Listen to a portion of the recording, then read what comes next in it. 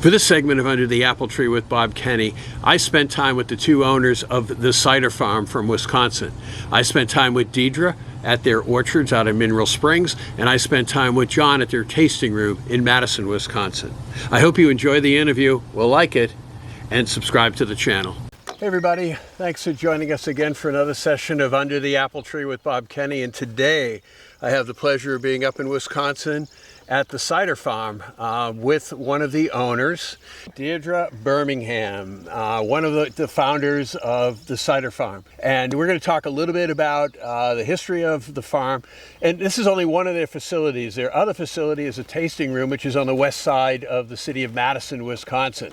But we're up in the orchard area. It's just an absolutely beautiful day. See apple trees everywhere that I look. So thank you for inviting us today. And, our pleasure. I want to salute you and say thank you for opening a door to us. Oh, well, my pleasure. We love to tell our story and share our ciders with many. That's great. So tell us a little bit about the history of this facility up here, the orchard side of it. Yeah. So my husband, John, and I always wanted to do a farm-based business together. And so in 2002, we had the opportunity to start looking for farmland in this driftless region of Wisconsin, a beautiful rolly area that was unglaciated, so it's not flat like Illinois, but where I come from.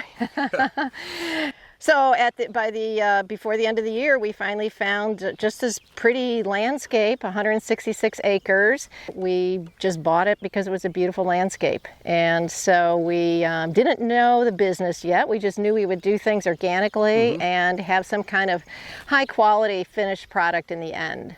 And how many acres? It's 166. Okay. It's kind of got something for everyone. We've got springs and woodlands and a creek with trout in it, and we've converted crop ground to high quality prairie, and then we've taken about 18 acres so far to put in orchard, high density orchard. And your orchard, though, is a little different in the sense of the style of apple that you're trying to grow, which is really not germane in this area. Yes. You're really focusing on French and English style ciders, correct? Yes, because after we got this land, that winter it was like let's get working on what that business is going to be, and we landed on doing apples and cider, and so we learned that you ferment cider. It's similar in ways to a wine, so we thought, well, we want to make a high quality product. You don't make a high quality wine just out of any old grape. So we learned that the English and French in particular develop varieties for fermentation, and even varieties with tannins. So tannins can add complexity and mouthfeel to the finished product. So we thought, great, we will buy those trees. And we quickly learned that those English and French varieties weren't sold commercially in the U.S. in 2003. So we took a class on grafting from an apple historian named Dan Bussey. Some of your viewers might know him. And he taught us to graft and had some of these very varieties in his own small orchard here in Wisconsin. So it was a very slow way to start a business. But we felt that if we're going to do it, we'll do it right. We'll get the quality we wanted. So I focus on growing, you might say, horrible tasting apples. They're often ugly. Yeah, explain that to people, because these aren't the apples you're going to see in the grocery store, Exactly. Right? No, these are the apples that you want to drink and not eat. Okay. So when I'm doing my fall orchard tours and tastings, I'll pull an apple off the tree and cut into it and give around little sections of apple so people can taste what tannins are like in their raw state. Okay. And that's why we started. I say this orchard's for booze. We are not a normal orchard. If a cider happens to be orchard based, it's often the culls or the blemished apples from an eating apple orchard, a normal orchard. Okay. I only know of one other orchard, I think, in the U.S. that just started for the purposes of doing cider, and we also do a Calvados style apple brandy. Right. With these That's apples. The other side of the business, yeah. Now, I happen to have the pleasure one time to go to Normandy, and I visited a couple of cideries there. They pick their apples from the ground. Yes. Do you guys do that? Yes. Traditional Yes. European style. Okay. Yes, yes. We don't have the machines that they do to pick them up off the ground. Okay. So that's Bend something, yes, so that's something that needs to be resolved, Okay. especially as we have, we're somewhere between 15 and 16,000 trees. So Wow. we are high density, and so that's a disadvantage in terms of shaking the trees. We do have a tree shaker that was locally made for me. Okay. So that's been great to use. It's been fun at times just seeing, you just give it a shake for 1 to 3 seconds and it's like the apples just exploded off the tree. Wow. But traditionally around like Michigan, where I've spent a little time recently, they pick them, right? Yes, and last year we had our biggest crop ever, so it was 2.5 times the year before. Wow. So kind of picking up off the ground got a little tiring, especially for some of my 6-foot-plus employees.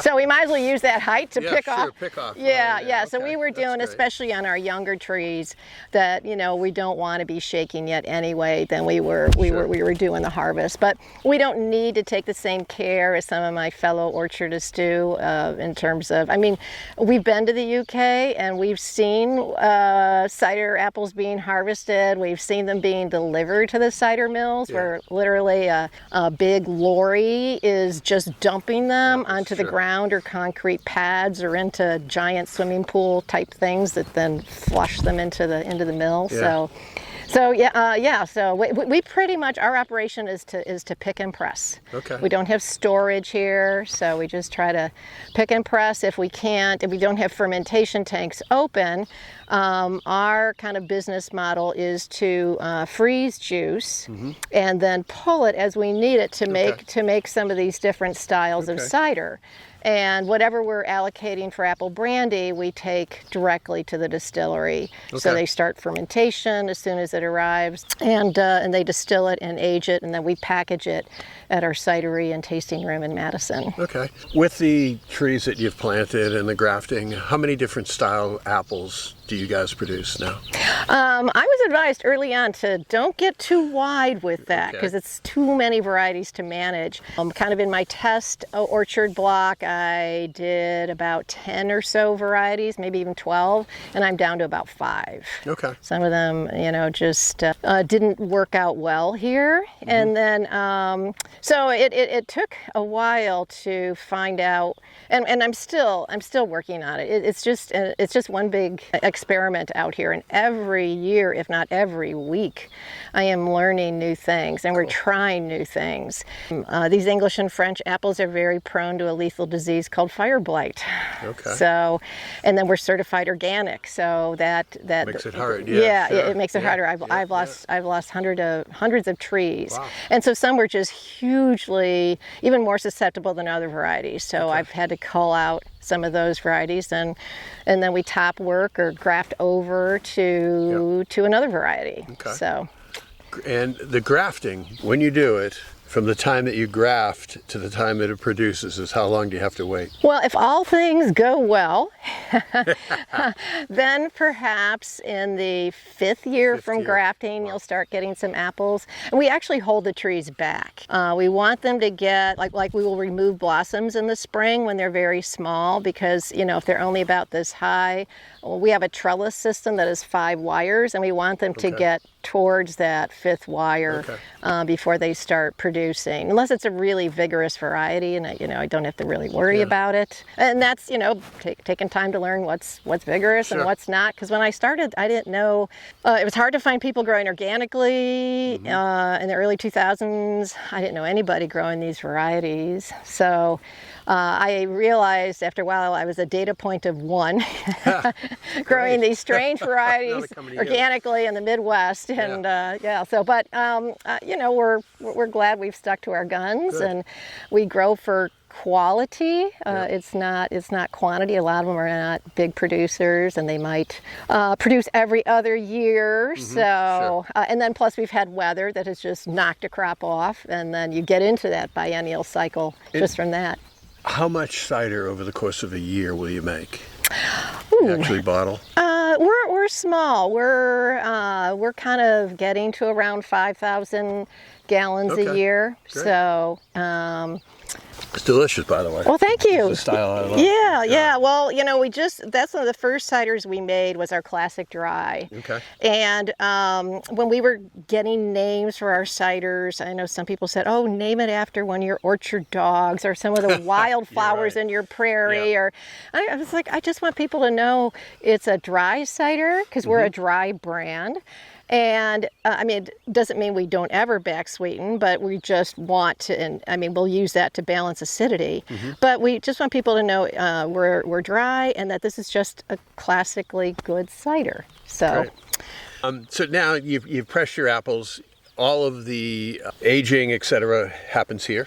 No, Okay. we press the apples and then we move the juice the next day. Okay. Either to the distillery for the apple brandy, Right. to our cidery and tasting room in Madison, Okay. if the fermentation tanks are open, and that's Yep. the next cider we want to make. Okay. And then to a freezer.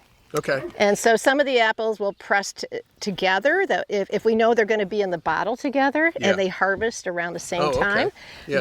then we can start that blending right here, Right here, okay. right here at the press. So we That's cool. document everything in terms of what each tote of cider, what its contents are, how many, what's the ratio of tannic apples to my tart sweet apples. So. And over the course of the year, is this pretty much the stable lineup? Yeah, well, we consider the classic dry, our oak aged. You make cider like a wine, so we Okay. thought, well, you might oak a wine, so we oak the cider. The Equinox is, and the Cider. And then the others are limited release. So the Tremlets, which was one of the early ones we did, it was just something I did as a hunch. I thought that you have to figure this out. You have to start someplace. So it's like, okay, I kind of got a nice ratio of the tannic variety called Geneva Tremlets Bitter to the sweet, luscious apple that was not acidic called Priscilla. And just tried it, and then when I was sampling around in places like Chicago, if I ran into a cider aficionado, they go, ooh, like that Tremlets. And then I was like, oh, geez, I only have 2 rows of Geneva Tremlets Bitter and 2 rows of Priscilla. So, and they're not ones you could buy commercially then. So it was like, especially Priscilla. So it was like we've been grafting and trying to ramp up that production. But just because we only have so many of those apples, like this is the 2022 harvest here. Okay. Yeah. So, and then cider is where you ferment honey with the apple juice, and it becomes cider. It's no longer cider because the honey fermented out. Okay. So we literally just call it what it is. Okay. That's great. It's in the wine category because ours fermented out to we keep it around 9%. Oh, and if the honey's not from the hives on our farm, they're from the neighboring farm. Okay. That's great. So, and then we grow some red fleshed apples to do a rosé cider. Yes. All red flesh. Because that's a hard apple to find. There's not a whole lot of those around. No, and I always have an experimental row or two. Okay. So I had in my experimental row a couple red flesh varieties. One's called Redfield that Terry Maloney developed out in Massachusetts for a rosé style cider. He's the one who really got that going. And then I also grow Geneva Crab.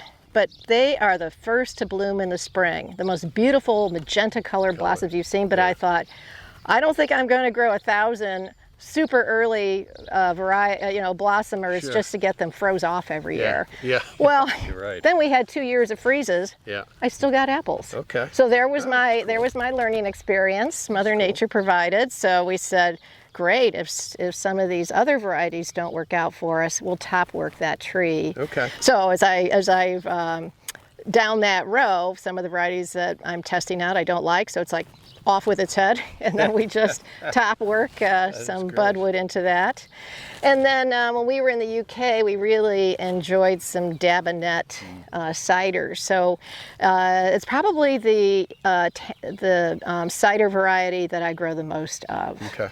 And so it's not a single varietal. I mean, some of the best ciders are actually are blends. It's really hard to get. And the Dabinet apple does not have any acid. It's called a bittersweet. Okay. So we blend that with some of our Liberty, which is a tart apple developed by Cornell University for disease resistance, recommended to us for cider production. There's a number of cider makers that use it. And since we're organic, let's try to help out with some disease resistance. Sure. And then just I put a little bit of Chisel Jersey and Porter's Perfection in there. The Porter, both of those add tannins, and the Porter's Perfection has some acid in it, just as like supporting characters, just to round out the tannins. So I hear the word, tannins a lot in reference to ciders, especially the English style. And just explain once more, what do tannins actually do for the cider? Yeah, and they're polyphenols. They're a broad category, kind of like carbohydrates. It's a broad category of foods, and so, but you can taste the different kind of tannins in these apple varieties, and so that's why kind of a blend in them is good. But they give complexity and mouthfeel. Okay. Out of the press, you can take a sample, and the first thing that hits your tongue is the sweetness of the sugar, but then in the back of your throat, towards the back of the palate, you get this astringency, sometimes a bitterness as well, especially Geneva Tremolate's bitter. Which is what you find in a lot of wines, right? Exactly. Yeah. Okay. Yeah. And it's actually in the flesh of our apples, whereas in wines, they're getting it more from the grape skin and leaving that contact with the grape skin. Yeah. We have a continuous belt press, so ours isn't having that contact. Once the apple is crushed, we're squeezing that juice out. Okay. But then some research is showing that if you were to leave the two in contact for a long time, the skins will start pulling out some of the tannins. So I think we're fine with our continuous belt press. And then John was asking me to do a kind of like a classic dry reserve, just really. And as we've had more of our apples coming into production, because we started out very small and it's just been gradual. Then I was able to pull a lot more tannic varieties, and then instead of pulling that Cornell variety called Liberty that I put in here, I pulled an English one that's very tart. I mean, I say it's like cleaning enamel on your teeth kind of tart. It's called Brown's Apple. It's an English variety. So my husband when I told him, difference is more tannins, but no Liberty, and we were like, it does taste different from this one, and it's got a long finish, longer than some of this because of that, the presence of more tannins. And so we named it All English. And it just got reserved best of show at the Glint Cap for the traditional dry cider, cool. which is our category. Right, because it is all dry. Right? And again, right. We might have 5 grams of sugar per liter just to balance acidity. It just really depends on the crop year. Like, these are. I mean, we can't say vintage because they're not grapes, but since this is only 2 varieties, the same 2 varieties every year, we've found in that we've had the most influence of the year's weather on it. One year when we went to harvest, those apples, the 2 varieties in there, which are on the earlier side, they came off very acidic. And it wasn't till a year later, hearing from wine grape growers how sometimes the growing season can really affect the acidity levels in the grapes, which is like a kind of a problem this year for some growers. And so I contacted the UW horticulturalist and said, I think it was all that. We had a really unusually wet fall, and I said, I bet all that water raised the acidity level. She said no. She said it was so cool. And that kept the enzymes from working, because there's normally enzymes that help reduce the acidity as the apple ripens. Sure. She said with those cool temperatures, it didn't have a chance. It didn't. So then we had to back sweeten that even more. And just that blend, it produced these notes of caramel apple, which people loved. And it was like, okay, this is a one-off just because of the weather of that year. So now everything is in 500 mils. Yes, we're currently in the 500 milliliter format. We also have kegged product.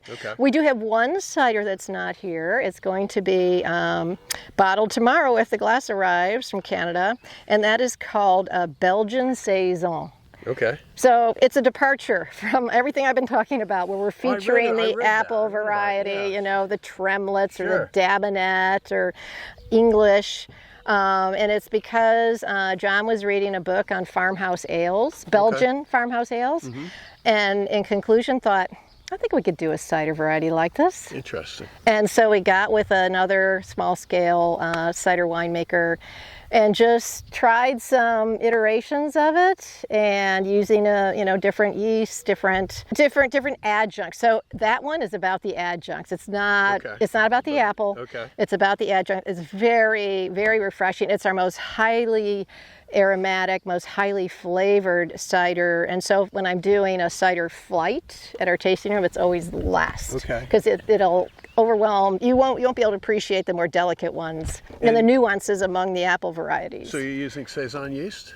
We started out using that, but we've swithed back to the organic yeast we use for the others. Can't wait to try. Yeah, it's on tap at the tasting room. I love Saison beers. I think those Belgian styles are absolutely awesome. And then we've had people who say, I do not care for the Belgian beers, and they love the Belgian Saison is their favorite. And the beautiful thing about cider in general is it's so food friendly. And we're in cheese mecca here in southern Wisconsin, and so we just have some great opportunities for cider and cheese pairings. And of course, we offer our cheese and charcuterie boards at our tasting room, and then when we do our orchard tours. That's the other thing. How often do you do orchard tours, and how do people? Just on our website. We're also on social media like Facebook and Instagram, announcing those. We've got one July 15th this summer of 2023, August 19th, and then we'll have 3 Sundays in September, October, where we will do, it's not just a tour and tasting, but you get to see the apple pressing. Oh, cool. Yeah. That's cool. And I'll hold some of the red-fleshed apples. Okay. The two harvest at different times, so I'm able on 2 of the tours to hold some of those, and people can see this gorgeous pink color coming out of the apple press, which is, just really emphasizes and shows the variety of apples we're using. So one of the other questions, what do you see as the opportunity for cider? Because it's like 1% of the alcohol consumed in the country. I'm reading there's at least 1,000 people making cider these days, and it sounds like it's growing. How do we grow the awareness of cider? Yeah.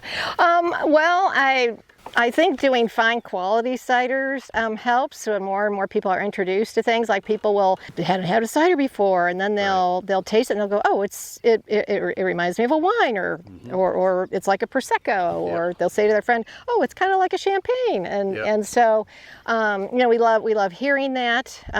How do you get it across people's lips, though, more and more? Yeah, well, we've done tons of store samplings and events, various events, and then also with our orchard tours, and especially we want people to understand that meet the apples, and that's what you do on the tour. You meet the trees, and then you get to taste what they make, and so that makes it more real to people. And then when we get people into our cidery and tasting room, that's another opportunity. So and trying to use all those modern day things like social media and newsletters. We have a newsletter that kind of tells what's happening. And you ship to yes, States? we do. Okay, yeah, great. Thanks for asking. We use Vino Shipper, but right on our website, people can order everything from a case to just one bottle. But the shipping price isn't that much different between one bottle and a case. So you're better off. Absolutely. So, and we do the mix and match. Okay. So you bought her a bottle of this, a bottle of a couple of those. You can do whatever you want. We also have a cider club, so like those people are going to get first dibs on our limited release Belgian Saison, because they always get the limited release stuff first, and they can buy it in quantity also. Cool. So and it's there till it lasts. So what are you opening next for me? Yes. Well, it's about 85 degrees out. If you think why I'm sweating out here, it's absolutely gorgeous. I'd rather have this kind of weather and be sitting out here behind the apples. Just absolutely wonderful. And I'm going to drink a little more cider. It's a. Well, would you like to try the one that got to the Best of Show Reserve at Glencap? So that's the all English. So I've got 7 different tannic English cider varieties with Brown's apple in there also. Cool. Thank you. You're welcome. Cheers.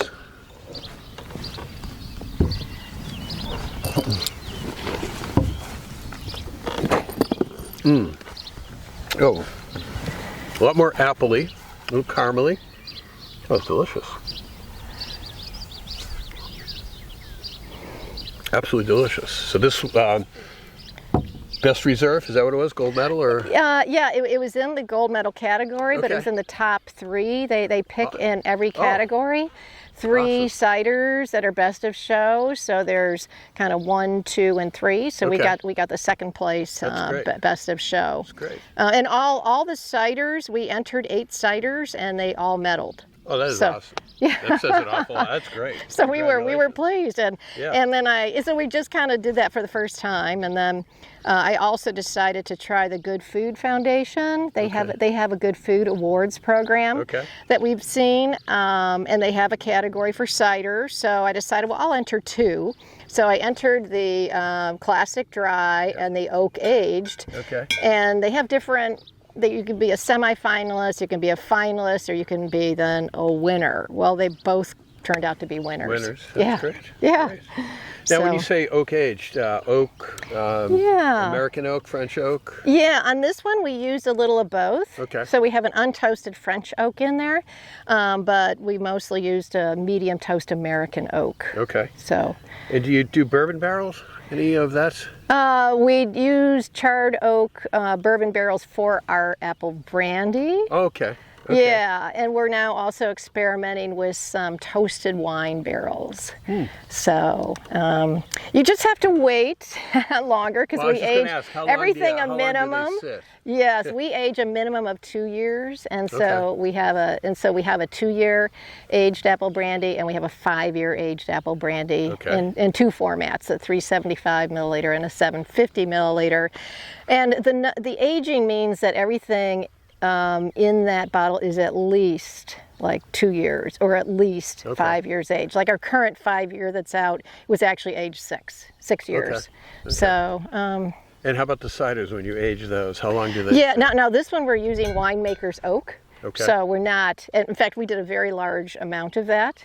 So it's still in our kind of older bottle format. When we started bottling, and in the early 2000s, well, actually it was more around 2015, 16, and we had keg cider, and as I started going around saying, well, we're going to do a format, what do you recommend for bottles? Yeah. And we were told to stay away from the large format Okay. because of where cider was at, that people Sure. aren't, it's a bigger, and for this kind of cider, I mean, it's not cheap to make. Yep. There's no apple juice concentrate in these.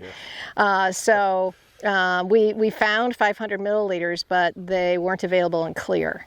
Okay. And then when we went to make our rosé cider 2 or 3 years ago, we found that clear bottles wanna be in the able to 500 show. milliliter had become available. Yeah, and you want to show the prettiness of that Especially color. for Yeah. that one, yes. Yes, this one has a subtle hops in it. So Okay. it should be in a brown bottle. Okay. But that one reminds people of a New Zealand Sauvignon Blanc.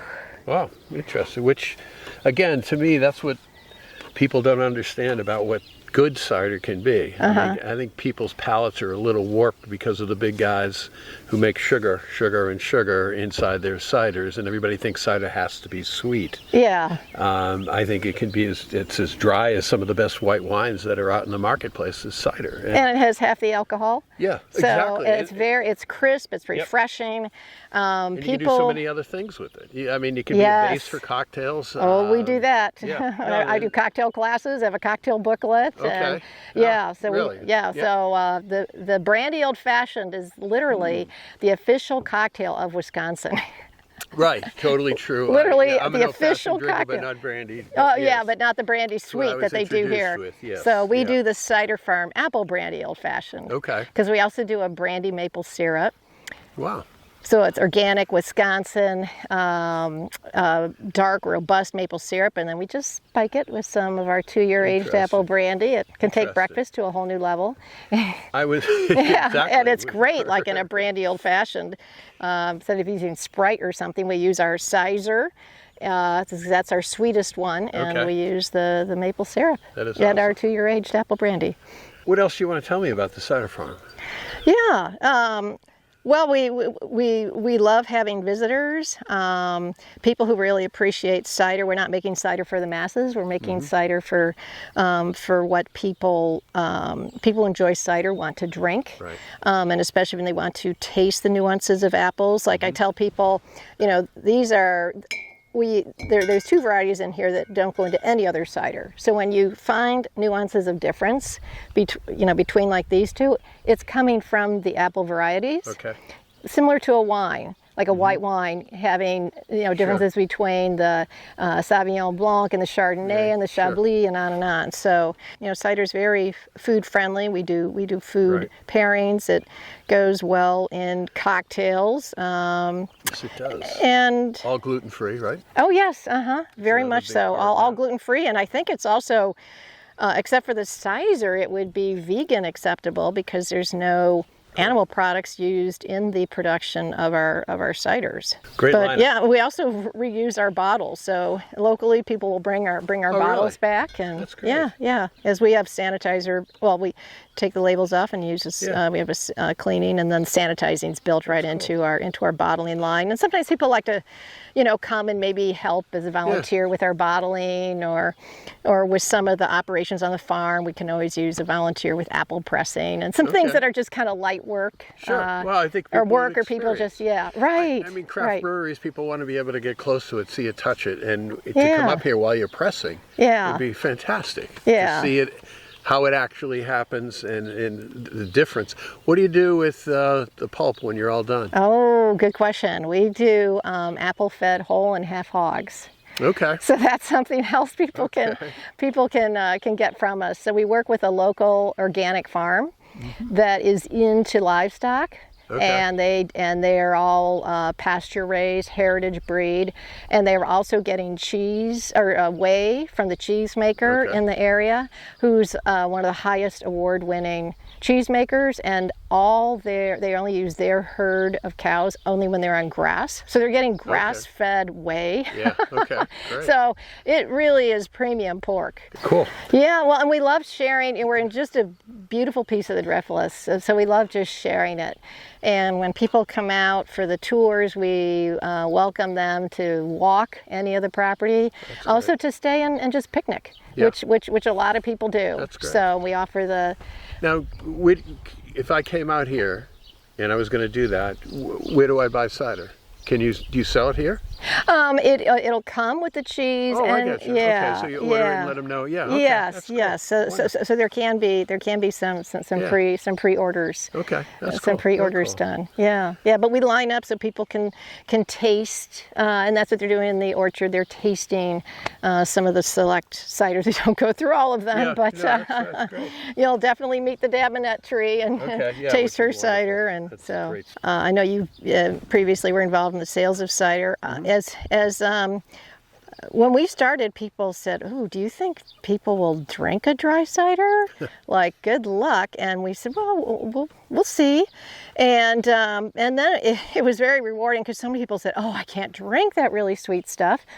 Or, I mean, something a little sweet it can be very refreshing, but not overly sweet. And then Yes. some said, I can hardly finish one, let alone order 2. And so as I've done talking to restaurants and servers, you want to sell more than one, right? Yeah, exactly. So Yeah. a drier cider can help you do that. And then also sugar and carbonation can be used to cover flaws and any kind of weakness in a beverage, let's Yes. say. So and I think the holy grail is to do a really well-made dry still cider, because then it's just there. I mean, it has to go on the apples, and your art and science of doing good quality wine making, cider making. So And that's again something that I don't know if everybody realizes that cider doesn't even have to be carbonated. There is Exactly. still great English still ciders. Yeah. If you go over there, there's a ton of them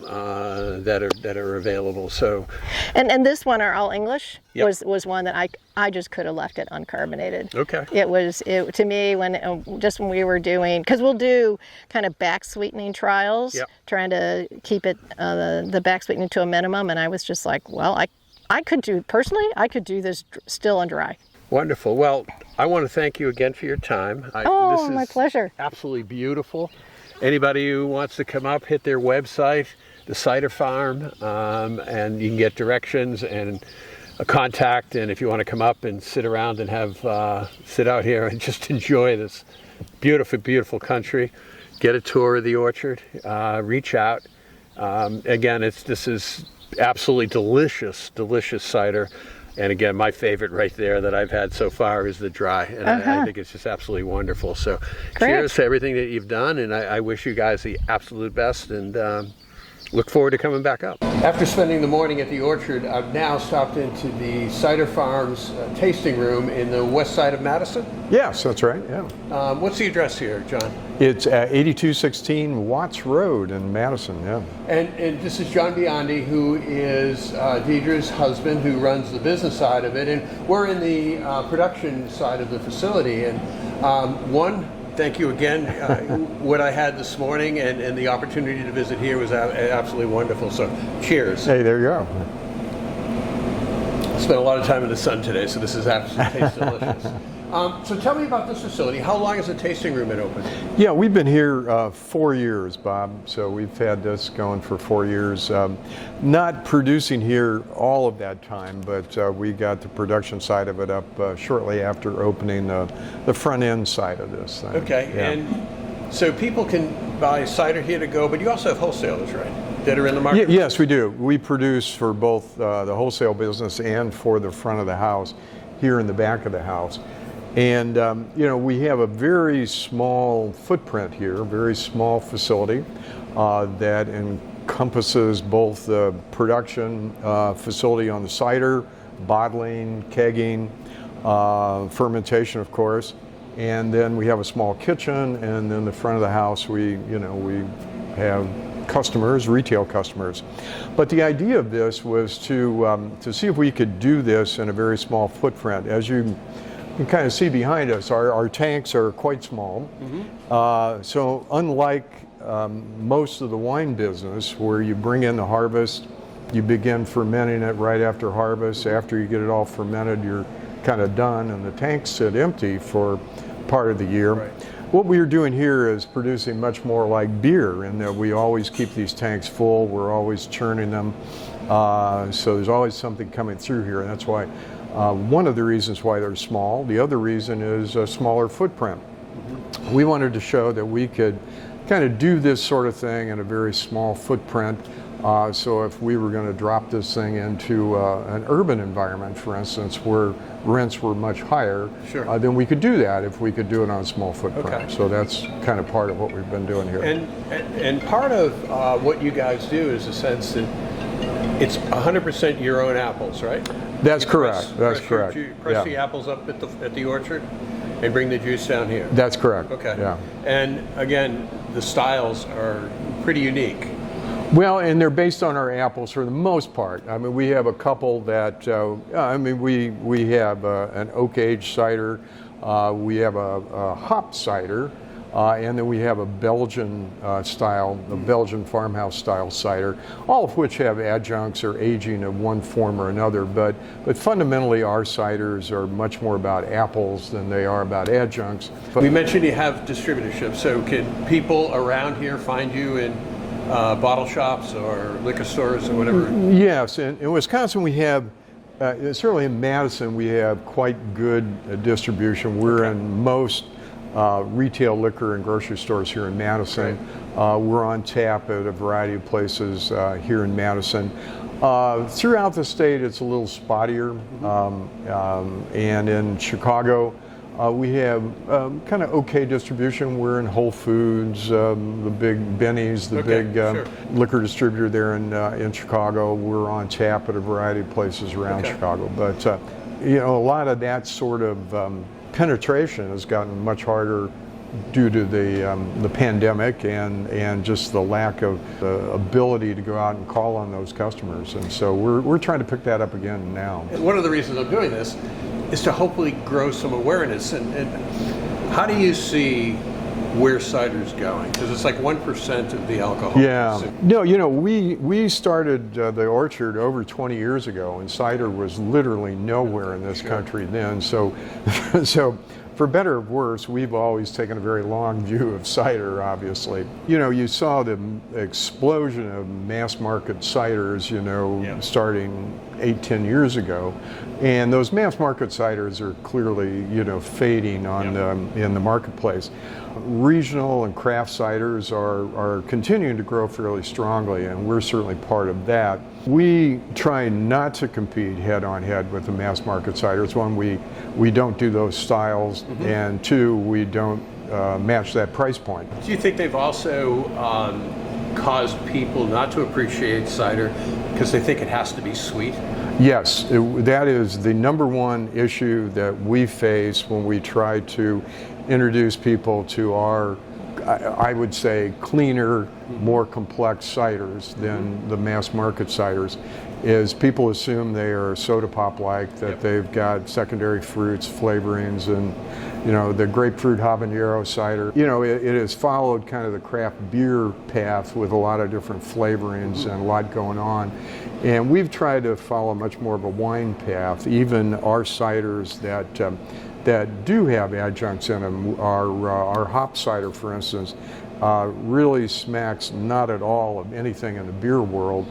It tastes very much, it's very citrusy, it tastes very much like a New Zealand Sauvignon Blanc. Same with our oak-aged cider. Again, it's not heavily oaked, it's lightly oaked, it will remind you of a nice oaked California Chardonnay. And that's kind of the way we want to go. And the Belgian, which has the most adjuncts in it of any of our ciders, mimics a 200-year-old style. It's not something that we pulled out of the air and made up. It's a real style. So I mean, that's kind of the path that we've tried to do, and so we'll see where it takes us. Which is great. And I think that as there more and more of the smaller cideries continue to go down that path, the education part of it is to me the biggest piece. And the biggest, easiest piece of education is put this across people's lips. So see, this is dry. I mean, this is as dry as any white wine that you would enjoy, and it's thoroughly enjoyable. I love it. No, and it goes great with food, if I can say so myself. And that's another one of our goals, is to produce a liquid that does well with food. Those overly sweetened ciders or overly sweetened beverages in general just don't do well with food. They coat your mouth with sugar, and they're refreshing. They're fun to drink. They can be very interesting. So again, I don't throw rocks at that approach, but with food, I don't want to, again, to use my grapefruit habanero example, I don't want one of those with a nice meal, I might want to drink one of those on the patio and have fun with that, but, what do you call it, flights? Yeah. An opportunity to try, various different flavors or styles of cider, correct? You guys offer? Yeah, so we have flights. We pour our cider in wine glasses. We try to have it experienced as a wine. We don't pour our cider in 16-ounce, beer glasses. So we try to create a little bit more of a cleaner, nicer experience with the cider, not just something to kind of throw back, on a hot day, so to speak. But although that's fine too, we'll take that. But yeah. But it's great to have that opportunity to be able to sample this style against this style against this style. Where do you see the farm, Cider Farm, in 4 or 5 years? Well, we've taken off down this retail path. As you know from your experience in the beer business, margins at wholesale are pretty thin, and it's also very difficult for small producers to compete effectively in wholesale. We greatly appreciate both of our distributors, and they do a good job for us. But in order to really dramatically expand through wholesale, we'd have to put a sales force out there to work with those distributors, and it's just cost prohibitive to Sure. do that. So we've chosen, much as many people in the beer and wine world have, we've chosen much more of a retail strategy. We've had this operation here. We're getting ready to open a second operation that's a much broader kind of retail tasting concept than what we have here. Be more of a 7 in the morning till 10 at night, 6 day a week sort of concept. That includes other beverages, to include coffee, and we've partnered with other sustainable, in many cases organic beverage suppliers to go down that path. Would they be up in Madison or? No, this will be in Wanakee, Wisconsin, which is kind of a bedroom, high-income bedroom community of Madison. Cool. We're not finished with the front end of that project, but it looks pretty good at this point, and we're hoping that'll be kind of the first one of several of those. So expanding down that path is, and at the same time maintaining the wholesale distribution, trying to grow that. Sure. If we generate enough money off of the retail strategy, we'll spend some of that on the wholesale side as well.